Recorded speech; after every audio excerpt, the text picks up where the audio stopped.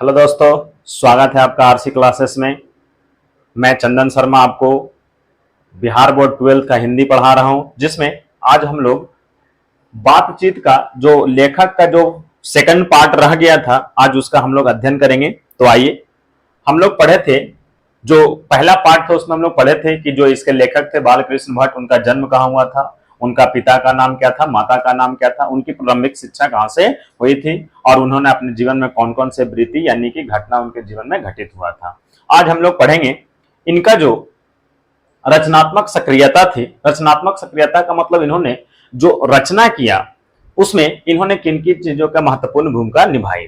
तो आइए हम लोग देखते हैं कि जो रचनात्मक सक्रियता थी, इनमें भारतेंदु हरिश्चंद्र की प्रेरणा से हिंदी भारतेंदु हरिश्चंद्र की प्रेरणा से हिंदी वर्धनी सभा के प्रयोग की ओर से 1877 में हिंदी प्रदीप नामक मासिक पत्र निकालना प्रारंभ किया था। अब देखिए, हम लोग पहला में पढ़ चुके थे कि जो बालकृष्ण भट्ट जो थे, जो बातचीत के लेखक थे, वो किस युग के कवि थे? तो वो भारतेंदु हरिश्चंद्र युग के कवि थे। तो इसीलिए बातचीत के जो लेखक बालकृष्ण भट्ट थे, उन्होंने भारतेंदु हरिश्चंद्र की प्रेरणा से, मतलब क्योंकि उन्हीं के युग के कवि थे, इसलिए भारतेंदु हरिश्चंद्र की प्रेरणा से हिंदी वर्धनी यानी कि एक सभा का नाम था जिसका नाम था हिंदी वर्धनी। यहां से क्या किया इन्होंने कि जो प्रयाग में पड़ता था, इलाहाबाद प्रयागराज में था, और यहां से 1877 ईस्वी में हिंदी प्रदीप नामक मासिक पत्र निकालना प्रारंभ किया। तो आपसे बोर्ड क्वेश्चन पूछ सकती है कि बालकृष्ण भट्ट ने सबसे पहले किस समाचार पत्र का या कौन सा मासिक पत्र, कौन सा मासिक पत्र, मासिक पत्र का मतलब जो मंथ में एक बार आता है, एक होता है साप्ताहिक पत्र, एक होता है दैनिक पत्र। तो दैनिक पत्र में प्रतिदिन आता है, साप्ताहिक पत्र में 7 दिन पे आता है, और मासिक पत्र में माह में एक बार आता है। तो सबसे पहले भारतेंदु हरिश्चंद्र की प्रेरणा से हिंदी वर्धनी सभा के प्रयोग की ओर से 1877 में, आपसे यहां से दो प्रकार से क्वेश्चन पूछ सकता है। या तो पूछेगा कि किनकी प्रेरणा से बालकृष्ण भट्ट ने अपना मासिक पत्र निकालना शुरू किया, तो भारतेंदु हरिश्चंद्र की प्रेरणा से। दूसरा पूछ सकता है कि जो बालकृष्ण भट्ट थे, उन्होंने हिंदी वर्धनी सभा की जो प्रयाग में पढ़ता था, इलाहाबाद में पढ़ता था, वहां से 1877 में कौन सा मासिक समाचार पत्र का निकालना शुरू किया? तो हिंदी प्रदीप। कौन सा? हिंदी प्रदीप समाचार पत्र इन्होंने लिखना शुरू किया था। अब आइए दूसरा पॉइंट पर हम लोग बात करते हैं। कहते हैं कि इन्होंने 1881 ईस्वी में वेदी की युक्तिपूर्ण समीक्षा की। वेदों मतलब जो हमारे हिंदू सनातन धर्म में जो सबसे प्रमुख ग्रंथ है, वेद है। वेद जो है 4 है, ऋग्वेद, यजुर्वेद, अथर्ववेद, सामवेद। तो उस वेदों का इन्होंने सबसे पहले युक्तिपूर्ण समीक्षा की। युक्तिपूर्ण समीक्षा का मतलब है कि इन्होंने उसको सही ढंग से पढ़ा। किसको? वेद को। अब उसके बाद देखिए, कहता है कि जो 1886 ईस्वी में, कब? 1886 ईस्वी, श्रेणी क्रम देखिएगा, 1887, 1881, 1886।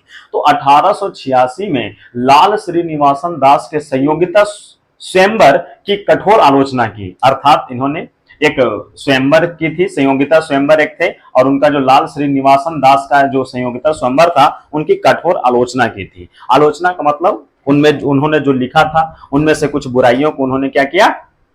आलोचना किया। यानी कि आलोचना का मतलब होता है किसी दूसरे में कमी निकालना या फिर उनके प्रति कुछ बोलना। अब हम बात करते हैं अगला, तो जीवन के अंतिम समय में हिंदी शब्दकोश के संपादन के लिए, किसके लिए? हिंदी शब्दकोश के संपादन के लिए श्याम सुंदर दास द्वारा काशी आमंत्रित किए गए। मतलब इनको काशी बुलाया गया। किनको? बालकृष्ण भट्ट को। कौन बुलाए? तो श्याम सुंदर दास। कौन बुलाए? श्याम सुंदर दास ने काशी आमंत्रित किया। किसको? बालकृष्ण भट्ट को। क्यों बुलाया था? तो शब्दकोश के संपादन के लिए। किसके लिए? तो हिंदी के शब्दकोश के संपादन के लिए श्याम सुंदर दास ने बालकृष्ण भट्ट को कहां आमंत्रित किया? काशी आमंत्रित किया। याद रखिएगा, कहां आमंत्रित किया? काशी आमंत्रित किया। परंतु अच्छा व्यवहार ना होने के कारण अलग हो गए, क्योंकि बालकृष्ण भट्ट थोड़ा उग्र व्यक्ति थे। उग्र का मतलब थोड़ा गुस्सा वाला व्यक्ति थे। इसलिए जब इनको काशी में आमंत्रित किया गया, तब श्याम सुंदर के कहने पर जब ये बनारस गए यानी काशी गए, तो काशी गए पर इन्होंने यानी इनका जो व्यवहार था वो थोड़ा उग्र था, गरम दल के व्यक्ति थे, इनको जल्दी गुस्सा आता था। इसलिए क्या किए? इनको अलग कर दिया गया। मतलब इसके कारण इनको ये जो शब्दकोश के लिए इनको संपादन के लिए बुलाया था, इससे इनको दूर कर दिया गया। अब बालकृष्ण भट्ट के कुछ रचनाओं का अध्ययन करेंगे, जहां से भी आपको बोर्ड में क्वेश्चन पूछने की संभावना होती है कि किस उपन्यास को लिखा, कौन से प्रसहन को लिखा, तो इसलिए हम लोग इनकी रचनाओं का अध्ययन करते हैं। तो अगर हम रचनाओं की बात करें, बालकृष्ण भट्ट की रचनाओं की बात करें, तो सबसे पहले हम लोग पढ़ेंगे उपन्यास के बारे में। तो उपन्यास देखते हैं कि इन्होंने कौन कौन से उपन्यास को लिखा। पहला है रहस्य कथा, हमारी घड़ी, दूसरा 100 अजान एक सुजान, इस प्रकार से और भी बहुत सारे उपन्यास थे, लेकिन हम लोग यहाँ पे कुछ महत्वपूर्ण उपन्यासों का अध्ययन करेंगे, क्योंकि बोर्ड में जो क्वेश्चन पूछा जाता है उसके अनुसार ही हम इसमें सिलेबस में आपको बताएंगे। ज्यादा पढ़ने की आवश्यकता नहीं है, जहां से आपका क्वेश्चन पूछा जाएगा वहीं से हम ज्यादातर आपको पॉइंट टू पॉइंट बताते चलेंगे।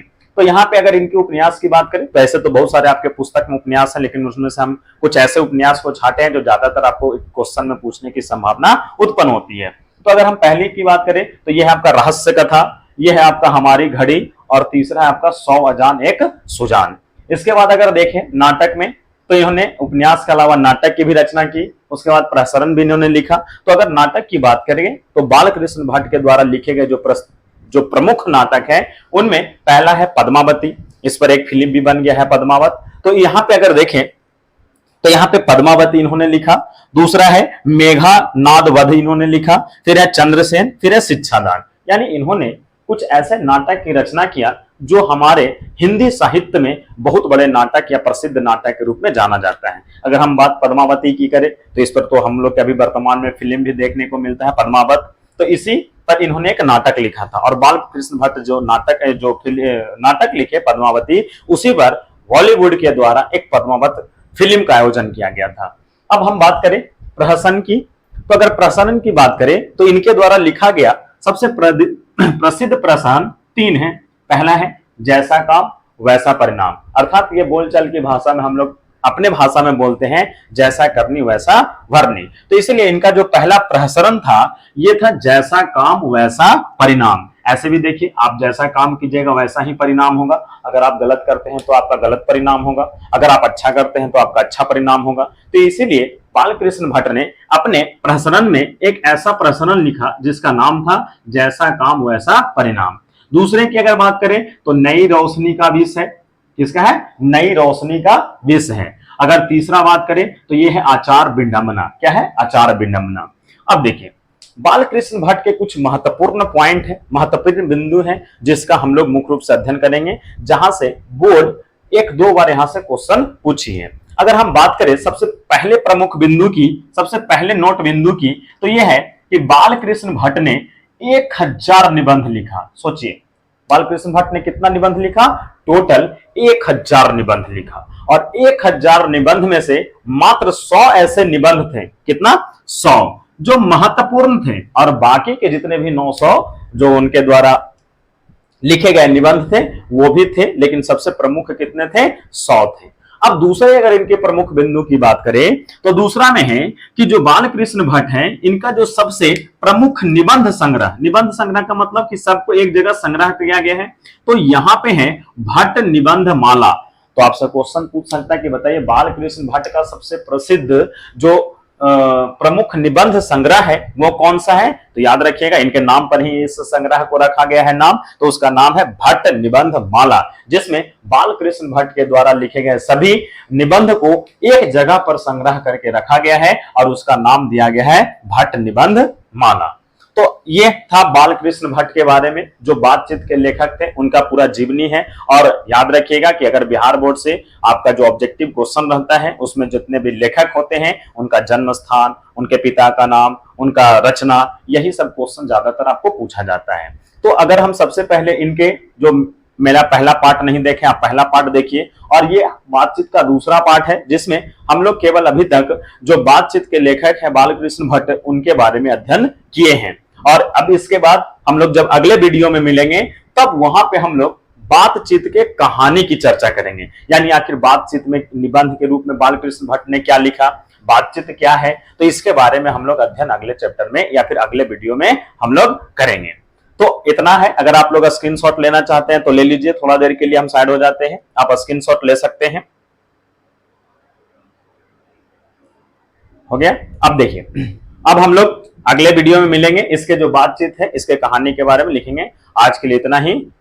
मेरे वीडियो को अगर अच्छा लगे तो चैनल को सब्सक्राइब कीजिए और शेयर कीजिए। धन्यवाद।